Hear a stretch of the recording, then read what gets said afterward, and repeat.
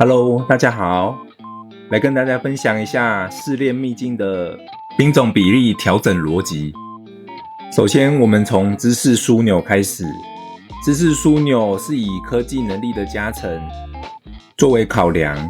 首先可以看到我的兵种加成资讯，着重于步兵的防御生命值，还有工兵的攻击力跟杀伤力。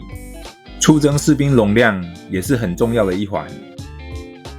然后敌方的士兵是固定的15万，比例是4:3:3。右上角的小惊叹号没有额外的加成，所以就是完全看科技研究的能力来决定这场战斗的加成。网络上有一些参考资料，建议一开始的兵种比例设定为5:2:3。我们先依照5:2:3来设定，之后看看怎么样调整，有机会达到更高的层数。第一下就失败了。那因为我刚刚研究方向是步兵跟工兵，所以我会把骑兵慢慢减少，分配到工兵身上。如果连续失败2次，我们就调整阵型。OK， 第2次成功。我们从5:2:3变成5:1:4之后，多打了几层。再次遇到瓶颈之后，我们再来调整一下士兵的比例，从5:1:4调整成4:5:5:50。借由这样的调整，我们又往上爬了7层，最后停在22:9。所以知识枢纽的通关，建议大家从5:2:3开始，根据自己的研究方向做兵种比例的调整。另外值得一提的是，黄金兵种 T11 如果开发完成，会直接应用在知识枢纽的战斗里。这边我开发完了黄金工兵 T11， 爬塔的层数直接从22:9冲到24:7，这个提升幅度就非常大。如果调整几次还是过不去，那极限可能就在这里。接下来我们看到龙岩要塞。龙岩要塞看的是领主装备能力，右上角惊叹号可以看到，根据领主装备能力有额外的全属性提升。在这边战斗的杀伤力还有生命值，只能靠这个加成效果来取得。因为领主装备大家一般是会6件觉醒或者是3件觉醒一起升上来，所以可以调整的幅度应该没有很大。因为属性比较接近平均型的，所以吃的是领主装备的硬实力。网络有资料建议从60:15:25的比例开始。我的逻辑一样，如果遭遇到瓶颈，因为我的骑兵培养程度最低，所以我会稍微减少骑兵，先改成60:5:35。如果还是打不过，我就会再调整一下，改成50:5:45，也许就有机会打过了。其实这部分也掺杂着运气，有时候一样的比例打几次也会过。那我们借由这样子的调整，又往上爬了几层，最后就停在这里了。再来我们看到生命之声，生命之声是比宠物的能力，那宠物的技能是会全开的哦。然后根据宠物培养的程度会给予全属性的加成，这边看到是 76%。 那来看一下我的宠物加成能力，因为我的宠物是以无氪方式在培养的，所以目前洗练的等级最多只是刚步入蓝色，还没有针对特定的兵种属性去培养。如果你是有针对特定兵种属性去培养洗练的，那你在这边应该会看到差异化。网络上建议生命之声的比例是50:15:35，但是我故意用50:10:40来测试看看。不论是50:15:35或是50:10:40，大家都可以依照自己的兵种加成能力去做调整。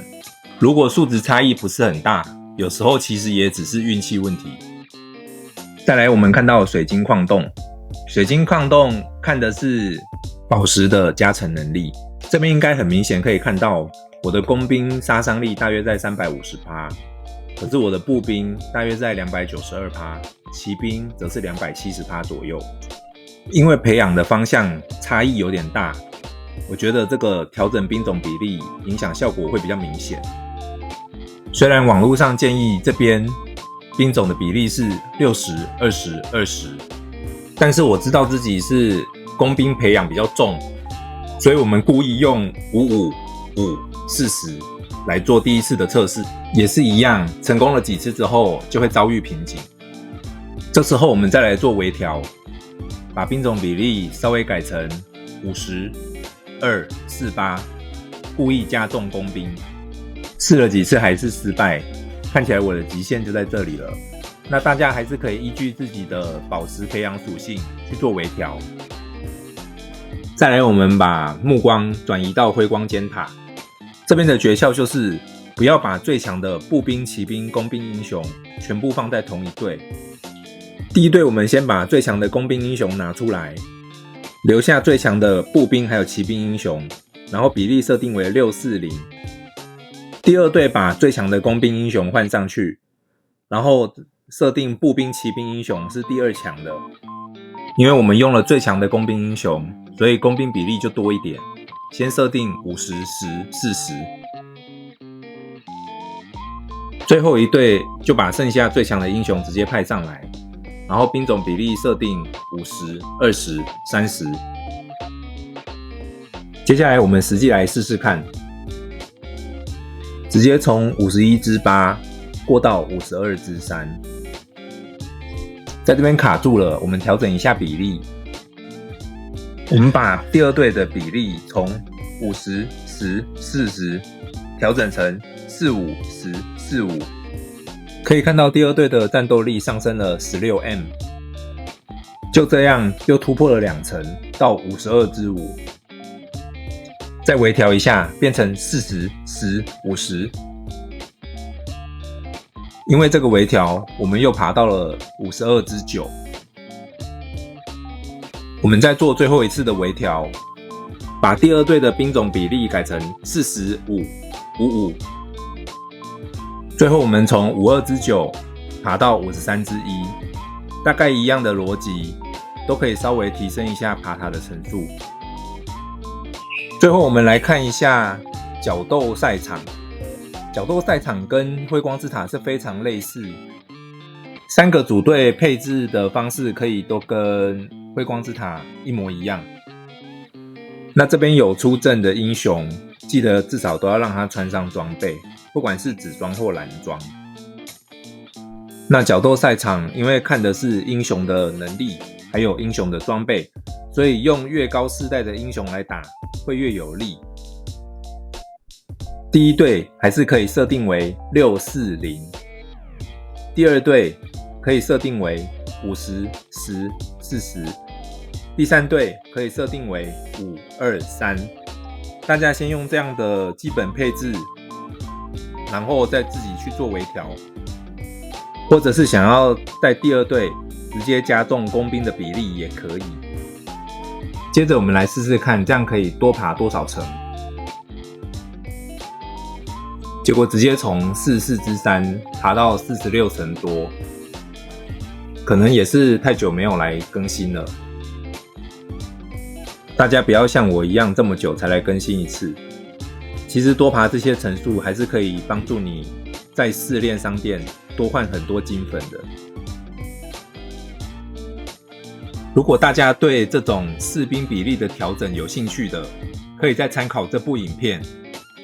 听下士兵比例全解密，打熊 98% 工兵 vs PVP 的兵种相克逻辑，帮助你在打熊还有打人都更占优势。